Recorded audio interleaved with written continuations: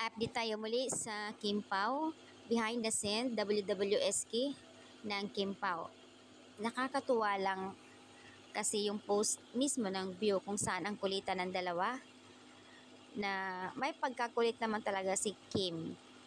Sabay nakaw ng halik itong si Pao. So pareho naman sila. Nakakatuwa lang yung pagbigay nila ng impact, kilig sa mga nanonood sa kanila, yung matutuwa sila. Marami naman nagbigay komento ng netizens na kilig overload ang dalawa. Sana nga raw ay hindi sila magbago dahil sobrang dami na yung tagahanga nila, lalo na sa ibang bansa.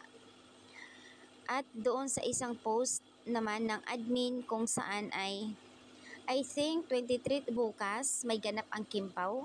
Individual ang ganap nila. So abang tayo guys. 24 nakalagay bukas kung saan ang Kim Pao. I think individual ang ganap nila bukas sa mga festival din yan. Sa June 30 naman, syempre, advance ang biyahe nila yan. Kaya abangan naman ang Kim Pao sa UK, London. Grabe nang ganap ng Kim Pao, sobrang dami.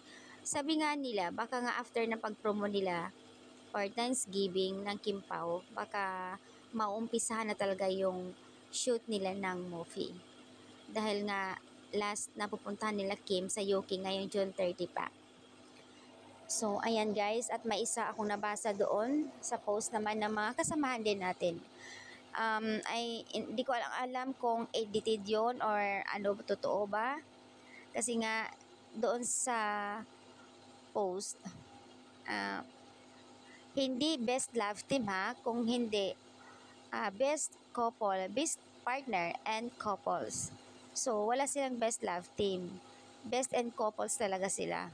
Pero syempre nakakatuwa din yung sabihan ka best partner, couples. Para mo namang sinasabi din na best love team na rin, di ba?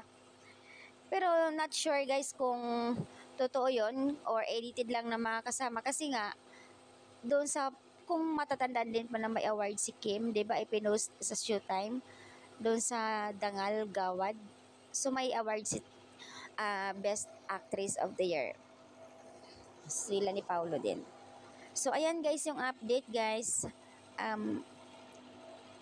Abang tayo mamaya sa ganap ng Kim Pao kung ano yun. And then side story naman ni Kim na tila malungkot. Siyempre baka naalala niya ang kanyang mami.